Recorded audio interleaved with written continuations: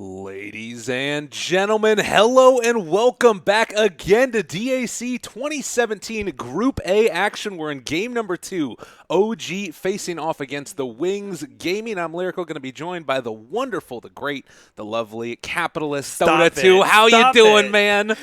You're just giving me too much. I don't know how to handle it.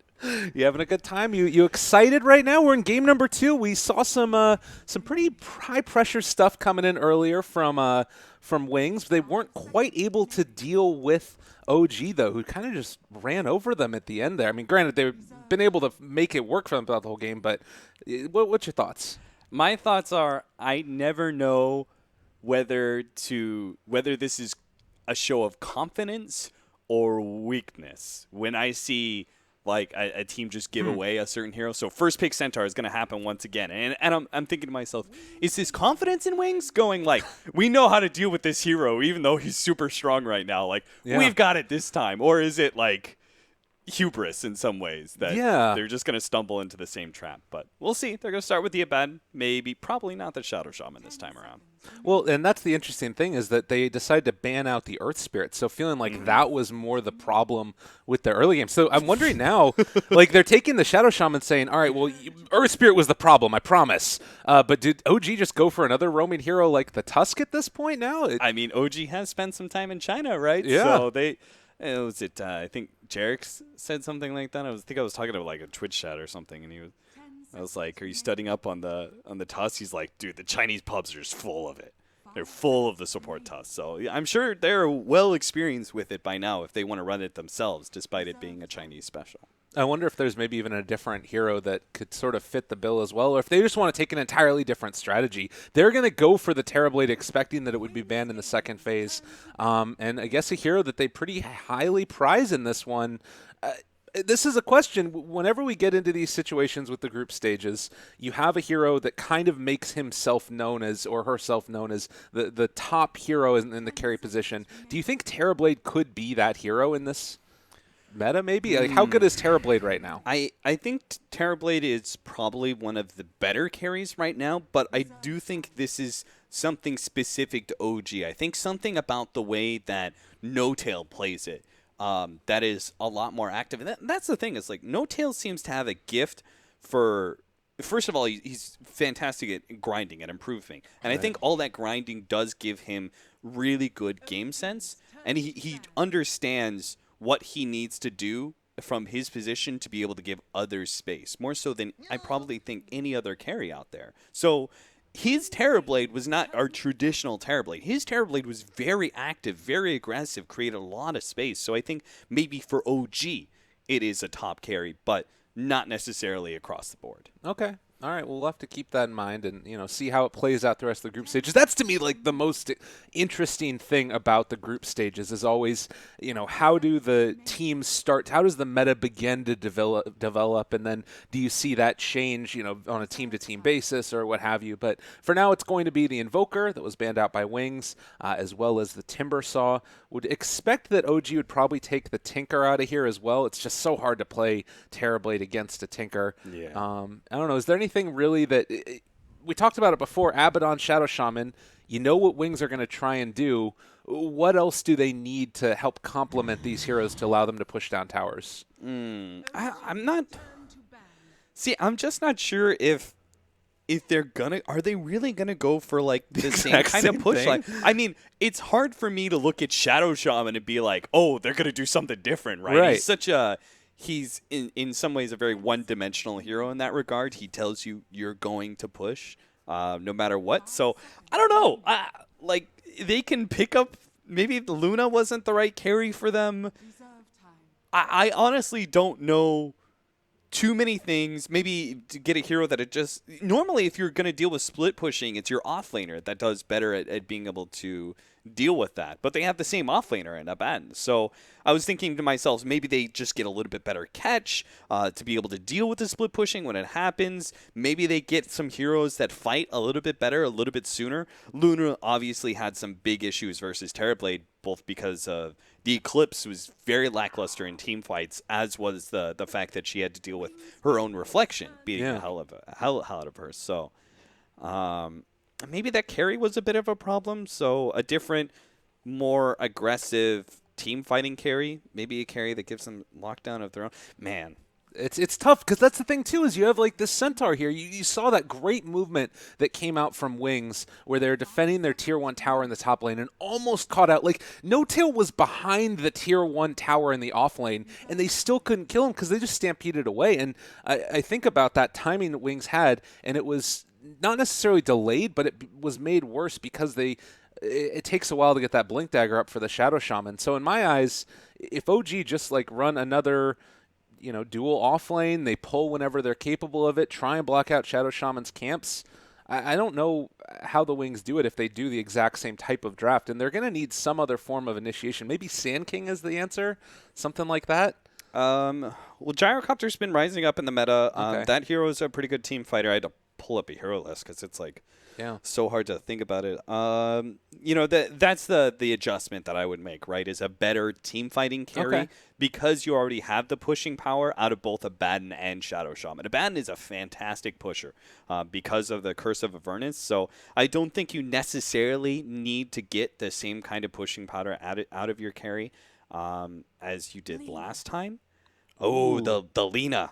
All right. This is another one of those China specials, and I think in my eyes when I've seen it, it's tended to be played in the mid-roll more often than not. We've seen a couple of games with Q and Bobica from IG going for some support Lina, but more often than not, it's been like OP playing it in the mid.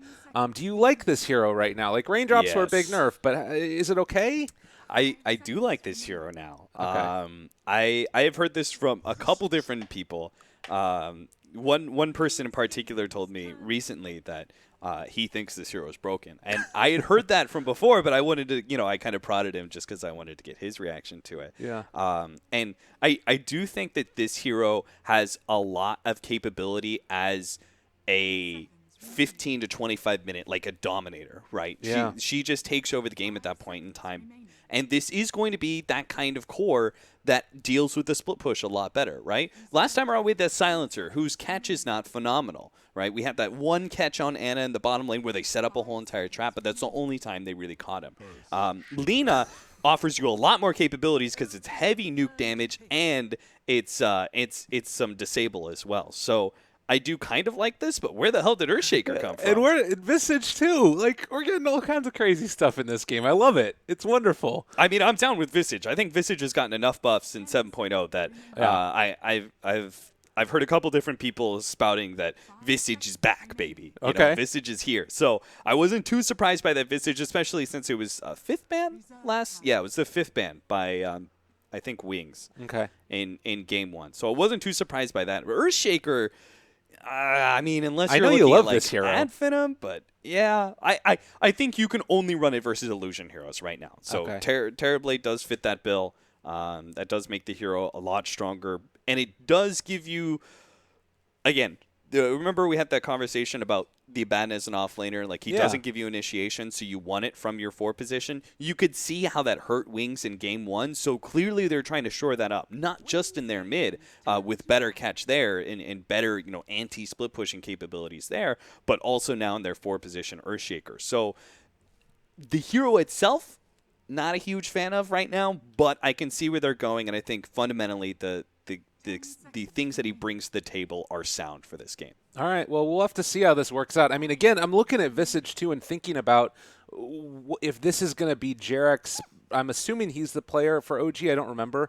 But does that mean that you run it with the Centaur in the dual aggressive offlane there? And he's incredibly strong when you go for a dual lane, particularly against heroes that are maybe a little bit weaker in terms of their ability to stay there in the Earthshaker. Yeah, I think OG can even do full aggro tri-lane at times. Not keep the Rubik there by any means, but I do think they can make that kind of rotation because, again, they're not really going to have that much stopping power against the offlane Abaddon with Rubik Terrorblade. So I do think rotations are going to come in. But yeah, initially, I think a strong aggro dual lane is where you want to go here, right, by OG. Because, again, not necessarily because it's about the Visage, though he does value dual lanes a lot for the experience. It's more about shutting down this Shadow Shaman and making sure he doesn't get what he wants out of the game. In order to combat that, though, you need a really strong laning phase carry out of Wings, and I'm not entirely sure what that is. You had mentioned Gyrocopter before. Yeah, and, I think that hero's okay, but I don't really like it versus Centaur. It's tough. Juggernaut's been banned out. A lot of those traditional heroes that you would expect are already out of the pool at this point. Lifestealer, maybe? They don't have a vehicle. It's kind of what I refer to for, the Infest Bomb. You want to have an early vehicle for the Lifestealer, so that's the only reason I didn't mention that hero That Naga earlier. ban is interesting. Yeah, there was also a chance for Wings to flip the script on this lineup. I actually thought maybe they were going to do it with their 4th pickup, but then they went 3rd pick Lina. I thought they actually were maybe going to go for an Alchemist or a Naga Siren in a 4th pick capacity in order to try and flip the script a little bit and give us a change, and all of a sudden say, okay, OG, now you have to be the ones to push, because leaving the Alchemist out there in the pool for this long, it does create some problems. God, that is such a strong hero here this game as well. Being able to hold against the pressure that's coming, it almost makes me feel like Wings need to think about switching it up, because, how are you going to break high ground against this type of lineup? They're going to go back for the Gyrocopter. Woo, we called it. High five. Called it. Nicely done. Granted, I don't know if it's going to win him the game, but it's like he's going to lose them the game, but we called it, baby. I don't know. It's interesting. I will say that, again, I want to see this Lina and how well it works. The big thing that I'm looking at with this hero is she got so many buffs that sort of mirrored the same type of buffs for the talents that you got through the Lone Druid. You have a range increase. You have a damage increase. You have the respawn cooldown. At such an early level, we've been seeing Bloodstone first, so there's just like a 0 respawn on Lina, and then going into the bots afterwards. So it's like you have 2 Linas throughout the course of the fight. It is really quite cool, and not to mention the last level 25, but even before then, she's incredibly strong. Yeah, I think once you get level 10, you get that talent, the minus 30-second death timer respawn time. That's insane. This hero just has no death timer. She's always up. She's always fighting. And Laguna Blade is not that long of a CD either. So, but you are going to need a hyperactive Lina in this game, because you've got both Terrorblade and Alchemist as threats to deal with. And OG, I think they're going to play a very similar style to game number 1, right? Where No Tail and S4 were playing very hyperactive as cores and moving around the map a whole lot, and we're going to have the same auto win hero for Ana, right? This hero will auto win you the game once you get a certain amount of farm. The Storm Spirit did it by 25 minutes. Alchemist is going to be something similar here around the same timing, 25, 35 minutes. Those are the sort of timings where Alchemist becomes too big to deal with. So I am not fully convinced in Wings' lineup. I think OG does have a bit of an edge, but I don't think it's massive. I give it 60-40. All right, well, ladies and gentlemen, we're getting into this game number 2, Group A action, of course. OG versus Wings, and the TPs are going to head out across the map. It does look like Fly is going to be here, at least for the moment. But again, he could end up heading back towards the bottom. So it is going to be him playing that, and instead it's going to be Jerax on the Rubik. If they do decide to dual lane with a Rubik Centaur, is that something that would work quite well? Is it? It feels a little bit sketchy to me. Maybe I don't know. Don't think Visage deals with Abaddon any better than Rubik, because you now don't have a disable at all, but also Grave Chill is removed by Aphotic Shield. So I really thought that Visage would have been the aggro lane hero, but I must not know something It still about could this. change. Yeah. We'll keep our eyes on it. That's kind of interesting. But in the meantime, we do also have, of course, the Ana playing this Alchemist, goes out with a ton of regen. Have we seen, I remember that last game we saw the Poor Man's Shield changes where Terrorblade went out with the double slippers. This time he's starting with the completed one. Sorry, just real quickly, I realized it's kind of obvious, right? It's because you're a Shadow Shaman, right? You have to have a disable, right? Of course, you're on it. You know what's up. So I was just like, that doesn't really make too much sense. But if you don't have something to remove shackles, Shadow Shaman is a very strong laning phase hero. So, but you were talking about the PMS for Centaur Warrunner. Yeah, it was interesting because you've got one on the Centaur there that he's not going to be able to finish it. He's just got the Poor Man Shield or the Stout Shield instead, right. Since the side chop isn't working that way anymore. So I think that's something else to keep on our minds is the way that those changes are going to affect the early starting builds too. I think it's because the reason he did this is because he's facing a lot more magic damage from Rocket Barrage. So he feels like he needs the extra regen to have a constant presence in lane, rather than using the efficiency of the poor man's shield against the right clicks of the Luna. Oh, man. And why? Gonna potentially be first blood here. S4 on top of him. Gonna be going for the right clicks. And there is no way out of that one. Jerax is actually gonna be the one to draw first blood already with boots. He's gonna be a rich Rubik. Yeah, we said very early on that they can easily aggro tri-lane. There isn't much point to their supports against an Abaddon, so Y really needs to keep this in mind. He both times now has operated as a Shadow Shaman, just going, oh, it's a solo Centaur, I'm going to be super aggro, but it's simply not the case. They're going to back up this Centaur because they have every reason not to be in the safe lane. The other thing to mention, we have Ice doing the pulls. This is something I was going to talk about. Earthshaker in the off lane can pull this pretty consistently. You missed the last hit there. I'm sure it's fine. But it's still good because it means you're getting more efficiency out of the jungle than you otherwise would be able to.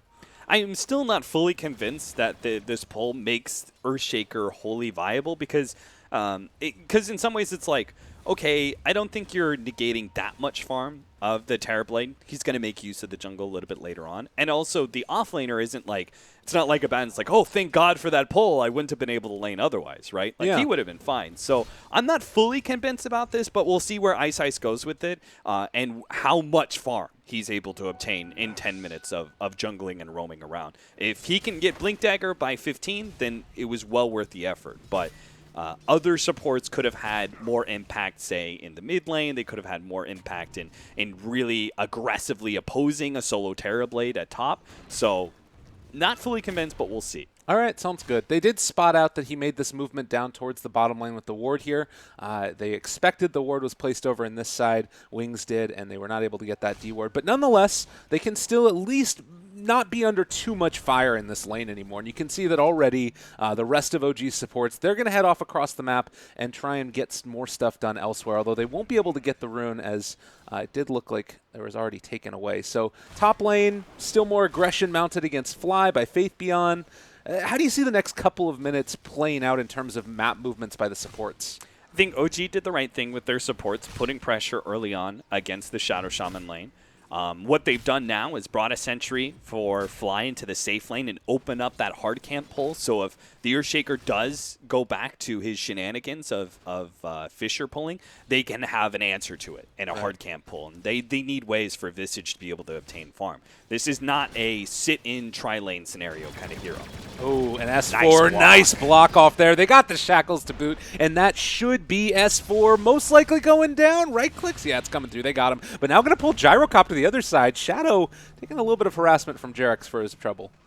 I was about to say, like, if they had planned out the Gyrocopter as fifth pick, it does give a lot more relevance to the Earthshaker. Gyrocopter, more than most laning phase carries, takes big advantage of Fissure blocks, right? There are other carries who, like, you get the Fissure block and you feel all excited and good about yourself, but it doesn't actually do anything because the carry's not capable of doing much. But Gyro is one of the better heroes. High amount of damage from Rocket Barrage and low cooldown.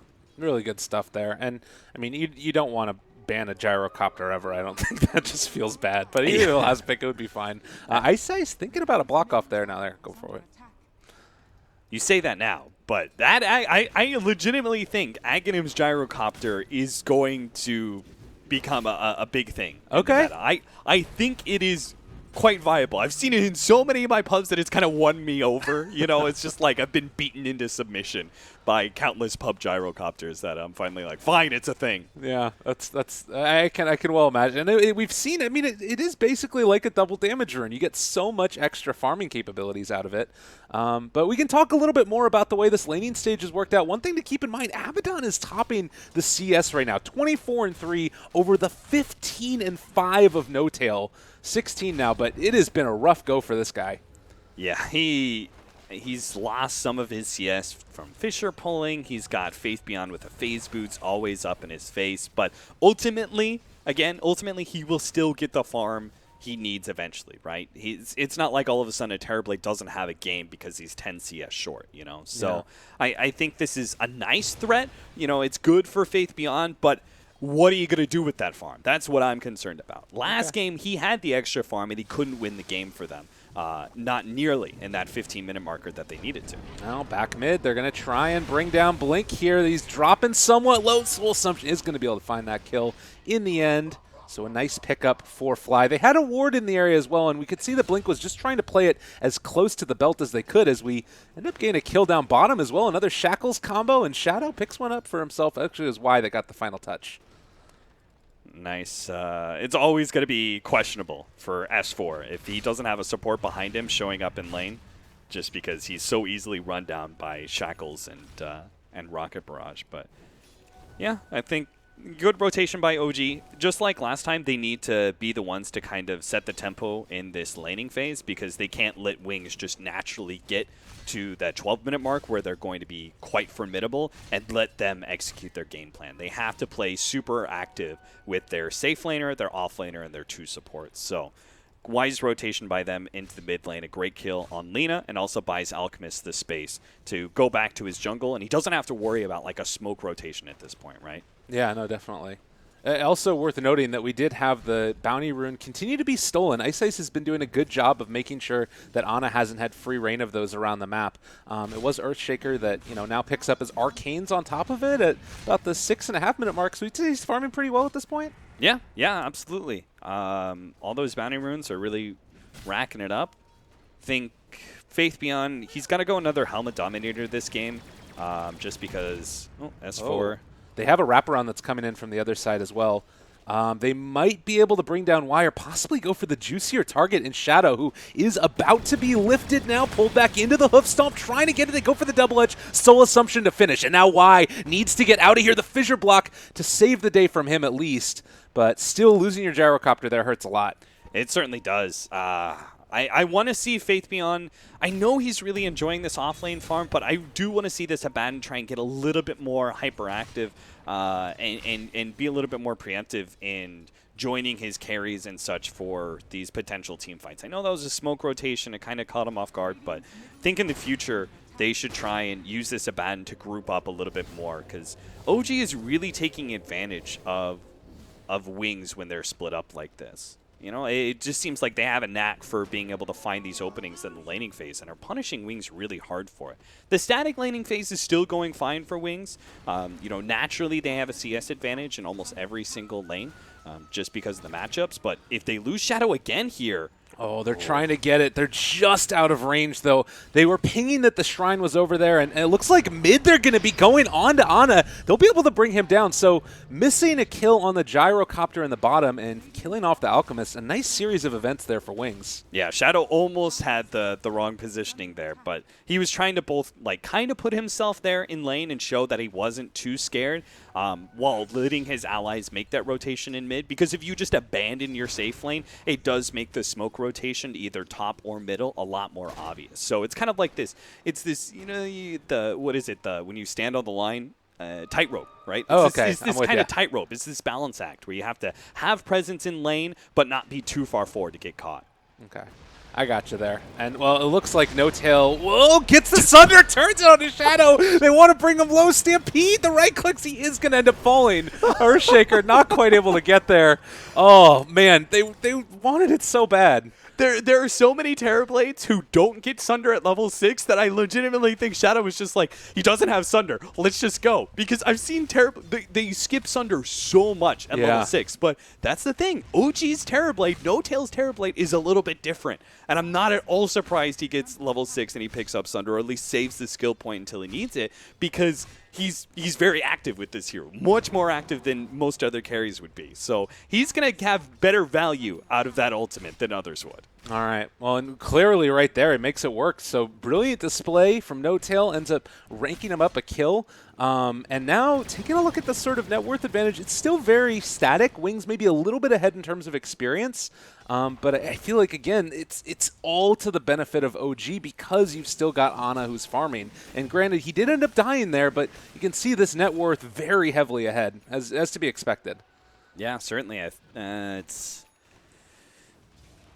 It's a question of whether or not OG is going to be able to create the kind of space they did in that 10 to 15 minute marker like they did last time. I'm going to be keeping pretty good eyes on No Tail and how he sort of rotates. Wings are already trying to chip away at that offlane tower as much as possible, but they're staying very static, and I'm kind of surprised by that because I thought Wings would be a lot more active in this patch. But, you know, Lina hasn't moved around at all. Faith Beyond has refused to ever TP to any threats that happen in mid or safe lane. You know, he is the great turnaround hero, right? Yeah, you get totally. that aphotic shield out, and it turns a whole entire gank, but he hasn't even attempted any of those. Oh, man. Well, and now you can see, going to get ran down here. He does have a TP, is going to use it now, so should be able to escape from that. But Jarek stole a Aphotic Shield, so talk about a great steal. This is a pretty great game for a Rubik. Yeah, and they put that borrowed time on cooldown. They may try and abuse that by aggressively pushing into this tower, knowing that Abaddon can't really put himself too far forward for another 35 seconds. But Ice is already on the case. He knows this push is going to be coming. Faith Beyond might end up actually going down, almost block him off. Oh, No. He's caught out there, but not going to be enough. The TP rotations, they aren't going to be able to get him Stampede away, and that was so many heroes rotating to this top lane. They've got to get something out of this. Yeah, Were those wards dropped bottom too? Was it? Shadow Shaman has him on cooldown, so Yeah, I guess so. and they weren't able to get the tower. Oh, man. That is rough. Wings not failing to connect with that rotation is so bad. Like they can't afford to miss out on these kills with heroes like Lina. Like these are heroes that only scale to past 25 minutes. They only scale past 25 minutes by being able to take kills. So they already failed one rotation. They do get that safe lane tower, but they're going to lose their safe lane tower, and they're losing a lot of map control as well. OG has the Visage Familiars up, which are going to be an active threat for a lot of these heroes. They're going to be very easily threatened by this heavy physical damage. Even a core like Lina can be bursted down pretty quickly. So it's a tough spot that Wings is in. OG is looking fantastic, though. Yeah, really great display, definitely. And again, we're getting closer to the Blink Dagger for Earthshaker, but it's looking like it's still going to be a fairly late timing on it. And, well, there's a stun going forward, trying to bring him down. They are going to be able to kill off S4. Shadow barely able to walk away from that one, but he will walk away. They don't get the tower, but still Centaur, great pickup. Yeah, they thought the Aphotic Shield on Jarex was going to be enough to kind of bait out that Centaur, but if they had gotten Shadow, obviously it would have been well worth it, but thanks to Shrines, bringing Hero down to low HP really doesn't have the same kind of impact that it used to, and it means that Wings can still be aggressive if they wanted to. They're not going to go back to mid. It looks like they gave Gyro some time up at top lane.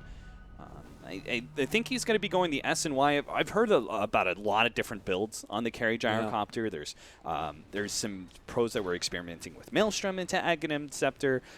Early on, it was like Helma Dominator into Ags into Satanic. But now we see a lot of gyros working on the S and Y as an early stat boost up, and then going into the Aghanims a little bit later on. So I'm feeling like that's what Shadow's going to be doing here, is the S and Y first, and then go from there. Yeah. And it's kind of interesting, too, because we've seen across the other elements of Wings another switch up. Like, Faith Beyond had the drums queued up, still has the bracer, but now has the Radiance queued up here to see if he's able to get enough farm to build into that item, which would allow him to scale better, obviously, and have more farm. But a big smoke movement now, and we'll see if Wings are able to catch it. S4 on the hunt. He is going to be blocked off there. The Light Strike away, Laguna Blade, everything connects. But will they be able to get out of this one? Jarek's pulling back in the Earthshaker, stealing Fissure. He throws it onto 2. Oh, that was a really nice little play there. And canceled the TP. Okay, Blink's going to get the regen rune. That was a really good play, but now he has Fissure. Yeah, Jarek's. I think he wants to set this up on Shadow before the supports actually rotate over, at least ensure that the mid tower does go down. Man. Well, a nice turnaround in spite of the death, and fissures are just being thrown everywhere at this point. Oh, no, he didn't have enough damage to finish off the familiar. Oh. Sad times. And Alk almost has his Radiance up, too. At least he almost has the Relic up at this stage. So you talked about this hero getting out of control. Do you feel like we're seeing the beginnings of that? Yeah, unless Wings make a smoke play that actually catches him in the next minute or two, I think Alchemist is almost officially going to be out of control, because like him getting the Radiance is not the end, right? It's not, oh god, he has a Radiance, the game's over. But right. It's more about like, what have you gotten in the process? And I don't think Wings has really gotten all that much. They're finally going to take this mid-tier 1 tower about 15 minutes in. They've taken the safe lane tower, but that's all. The rest of OG they've kept their off lane tower alive. They've gotten a lot of farm on Centaur. And this Fisher. Oh my god, it blocks off 3. They're all going to die. Blink is dead as well. They don't even get the Visage. They don't even get his birds. Oh no. Oh my god, I just look over and I'm like, there are 3 heroes stunned by a Fisher from Jerax. Wow. Oh jeez. Okay, Well, so they got the mid tower, but they lost 3 heroes for it. I mean, this is officially like, this game is way more one-sided to OG's favor than game 1 was. And the other thing about that too, like we saw the Visage familiars also taking down the Shaman wards too. Like, yeah. Oh my god, this is feeling so tough for Wings at this point. You're getting closer to that Bloodstone on Lina. Like, she's got the Soul Ring, has the Arcanes, recipes in the bag. How much does that change things with the respawn time? Is that going to allow it to sort of maybe get her into a snowballing state if they win a couple of fights? Like, snowballing phase has to start when you pick up like level 8 and you've got full nuking power, and it builds from there. They haven't even started the snowball, and they're having a hard time. Like, did you see that Laguna Blade? Yeah. It got thrown out on the Visage, and Gravekeeper's Cloak was just like, no, not doing much there. So that you can't really burst down the Visage. The Visage actively threatens you, both with the Familiars and the heavy nuke. Centaur and Alchemist are very rapidly getting to a point where you're going to have a hard time bursting them down, too. So it's pretty much like Terrorblade and Rubik. And you look at this, too. They're about to be able to jump forward and take down Lina again before she gets the Bloodstone. It's just from bad to worse, and it's not really looking like it's going to stop either. Oh, man. Now the Courier's even caught out on the opposite side of where the rest of the team is, but it doesn't look like they'll get caught. They do get ice! Oh, man. Do they know? Did they spot him? All right, now they do. Yeah. Okay. Yeah, they're waiting. Wow. Well, a really, really unfortunate display here from Wings. It's just looking like OG have the answers to this style of play. They're doing it. I wonder why Wings tried to draft such an aggressive and one-dimensional draft in both Game 1 and Game 2, right? Game 1 was very push-heavy and team-fight heavy. This time around, it's a lot more pick-off heavy and some team-fight with a little less pushing power, but both lineups are very one-dimensional and early-game focused, and they just lose the laning phase a bit too much, fail to actually make proper rotations, and there goes the Courier. Okay. He was trying to use it to scout out the ward, but then No-Tail just Oh, and they can't get the ward now. Oh, no. Oh, man. Yeah, that hurts. Yeah, it really does. So, I don't know. I mean, they just didn't really give themselves too many outs, you know? Maybe Wings thinks that this is the way. Maybe it's something to do with OG, and maybe they feel like OG is such a strong team that you just have to focus on one dimension of the game and try and overpower them there. But I don't know. I see a lot of teams giving themselves, outs. Like as in, if the game doesn't go the way we want to in the first 20 minutes, then we have this late game hero to fall back on, or we have a really strong 45-minute window or something like that, right? Yeah. But Wings, they didn't really give themselves those outs. The game is pretty much over, won or lost by about 25 minutes, and we saw Game 1, they lost control of the game by 20, and it was kind of like, you had 25% chance to be able to get back in it from there. And this time around, I think it's almost already too much. We'll see. They'll have a really strong mid-game power spike with Gyro and Lina and the Blink Dagger on Earthshaker. Maybe they can turn things around there, but again, it's kind of like the plan B we were talking about, right? You didn't want to go to plan B in the first place. Yeah, and you talk about all of those popular gyrocopter builds that we've seen. Not a lot of them include BKB at this early stage, but they got to go for it. You need this item to stay alive against so much aggression, because even once you get through the magical, there's still a ton of physical damage that's coming out. So very tough situation to be in, and now another smoke movement in. It does look like the birds broke it, and Y, realizing that there was something afoot, will be able to back out. So OG not able to really take down anybody there, but they are still dominating this side of the map and just completely hemming in Wings. Jerax does also have Fissure again. He stole that from the Earthshaker a little while ago, and we'll have it for the next fight. Ice. You got to throw down that enchant totem a little bit more. Yeah. It's difficult, to be fair. Like, it's really hard not to go up Fissure. Yeah. he's gonna block him off. God, they got 2! Oh no, Faithbeyond is on the wrong side as well. That's going to end up being 3 dead. A great combination. Maybe Faithbeyond gets out. They throw out the Echo Slam. Is it going to be enough? S4 running away. He's not quite going to drop. Oh, 67 HP. Another block off. Jerax, he's all over the damn place. He had Light Strike Array as well. Threw it back onto him. Oh my god, this game's over. Holy shit, that was awesome. Jerax just executed that whole entire wing squad. Oh my god. That was so sick. All right, well, Lena's back up again in a second, but it's not going to do him any good. This is going to be a lane of barracks. What a great display. And again, it was a combination of things. It was also, they're actually going to drop the wards here. They need to do something. Something has to give at this point. Jarek throws the Light Strike Array back at Lena, and they should be able to escape from this one. Everybody TPing out together. Whoo, baby. Well, you've lost Tier 3 and Melee Racks and soon Shrines by 21 minutes against an Alchemist lineup. You know, I don't need to be a stellar analyst to tell you, Lyrical, that Wings is in a whole heap of trouble right now. Oh, my God. And it's, I don't know. I mean, it's just, it doesn't really feel like, you talked about that one-dimensional draft, sort of, and to me, the biggest thing about it is that you just have to stop one thing from happening in that early laning stage. Like, find one kill on a hero where you're not supposed to, or, you know, turn around a lane, and suddenly you're at such a huge advantage relative to where you should be. Yeah, I think it was just the rotations by OG. It all starts with that first blood on the Shadow Shaman, establishing some real good presence against that Gyrocopter, and then being able to gank Lena shortly after. You know, I think those two things by OG set themselves up with an early lead against Wings. Wings failed to be able to ever really connect or take control of the map in any way. They didn't, like last time, right? Game 1, they at least had that aggressive smoke into the jungle. Yeah. Oh, boy. Yeah, I mean, every time. Ana was set up for that one for a while. He had it down to 2-second cooldown when he ended up hitting onto the gyro, but they are just all over him, all around the map. 17,000 net worth. He's double. He has more than the next 2 heroes from Wings combined. Yeah. It's just, yeah. That's the Alchemist special right there. And that's like, okay, you could get over that fact. You know, yeah. Like you could say, oh, but it's just an Alchemist. It's the fact that Terrorblade is also above them in net worth that really sets the nail in the coffin, you know? Like, you can't afford to have the secondary carry of an Alchemist lineup be higher net worth than you as well.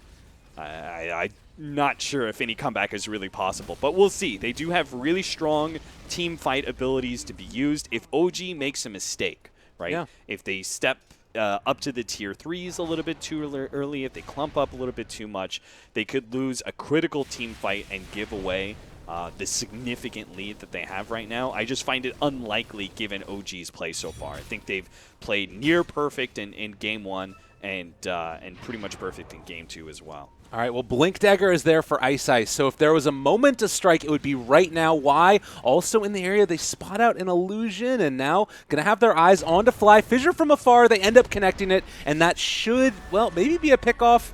He's still very tanky. He has Mechanism, he has Cloak, he's got Gravekeeper's Cloak as well, but they are going to now take down that Shadow Shaman, maybe going to be able to find some more. They're not even going to be able to kill off the Visage, I don't think. Look at that Laguna Boy, did almost nothing, but now the combination comes out from the Fissure. Fly trying to run away. He is going to finally fall. The burst! Oh, no. My God, no. Oh, they end up going down, and now Ana's on top of him. He has a Blink Dagger, trying to just run away. He's going to go pick up a Bounty Rune here because that's what he needs to do. Jerax, he stole Light Strike Array and Laguna Blade and is going to be able to take down the Lena and now possibly the Abaddon as well. They're just all over him. It's freaking over.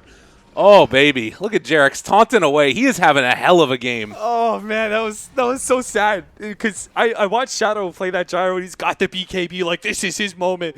And he like goes to chase down that Visage and he kills him. But right before he kills him, Fly managed to summon new familiars, and then Shadow's just like, oh shit, oh shit, I have BKB, but that's all physical damage coming my way. He dies, and pretty much their hopes for that team fight die with him. The Laguna Blade probably did, like, I don't know, maybe 200 damage or something to the Visage when it actually went out, and then Rubik stole it and threw it back against Lena, and she basically died. It's just been really tough, and now they're going on to the Earthshaker. They're going to be able to kill him off, stealing Fissure, now connecting onto Lina. They pull it back in. The team fight prowess from this OG team has just been too strong, and this timing, I mean, yeah, they're just all over him. Every single tournament, Lyrical, I come to the tournament like with great hopes about Wings. You know, every single time I've heard the things like, oh, you know, we were super busy after TI. You know, we lost sort of our standing because of that, and we really haven't been able to grind it, but we're going to get back into it. So every tournament I think to myself, this is the one. Like, we'll finally see the good old Wings, you know, come back into form. But it's not just people adjusting to how Wings plays, and not at all. I think there are a lot of like basic mistakes that Wings are making here in this series so far. They do not look in very good form, and I think, you know, by maybe a little bit of his draft, I think the draft is kind of set against them by giving them, you know, no real outs for you know, any kind of errors. But you can't really couple that, right? You can't couple making these errors and giving yourself a draft that doesn't leave those kind of openings. So it just looks like a very lackluster Wings and an exceptionally strong OG. OG look amazing right now in this series. Totally, and it's making those decisions, you know, on a minute-to-minute basis, second-to-second basis that are like they know where they stand relative to the strength of Wings, and they take every advantage that they can.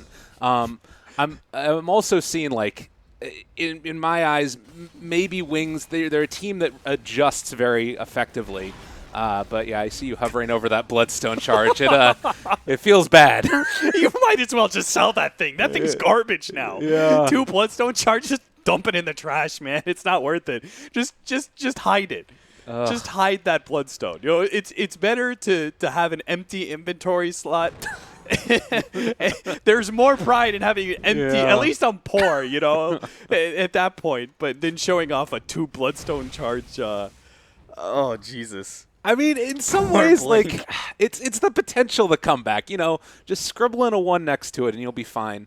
In the meantime, you also have this Visage who's just not going to die. And we saw all that aggression placed against him in that last fight, and he ended up being like one of the last ones to die as well because he's got Solar Crest, so evasion is there. Hooded Defiance, Mechanism, there's so much survivability on this hero that, like, I mean, they're not in any hurry to end it, but he could almost be one of the ones standing up on high ground hitting the building.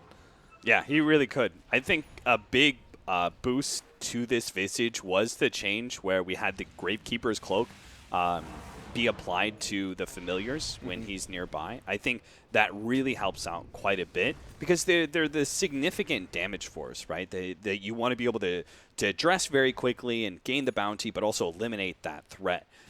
But you just can't seem to kill him. As you can see in teamfight after teamfight, like it first happened in that mid-fight, right? Where the Familiars come in, they addressed the Familiars pretty early, but Visage was nearby. The Familiars just didn't die fast enough. They managed to get off their stun, disrupt everything from Wings, and then they progressed to have a great team fight where they have a Fissure down and everything. But it all starts with those Familiars not being addressed because of this cloak, and that's really what I think gave Visage that big comeback at first, and some of the minor buffs in 7.04 have brought him back.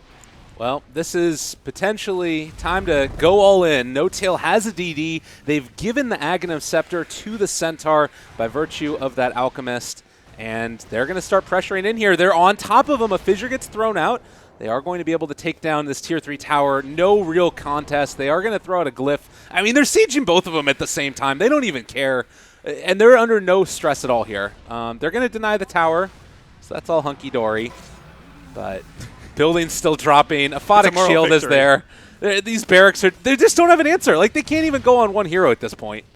Yeah, then unfortunately with the Aegis on No Tail, they can't really address that threat. And then Anna's just constantly get the Photic Shield. So they're trying to go on him because he doesn't have the Aegis, but they just can't. They can't deal with it. Oh, God, and they're all over him. Faith Beyond, he doesn't have his ulti anymore. They're taking down this. It's going to be Mega Creeps in just a second. No Tail is still going to jump forward. They throw out another Fissure. Echo Slam to follow. It's looking kind of okay-ish. Fly. There's no pressure at all. There's the call down. They're all going to die again. Fly is on a killing spree. Double for him, and GG is going to be called OG 2-0 over Wings. And I think both scores ended up being around the 8-27, 9-27 mark as well.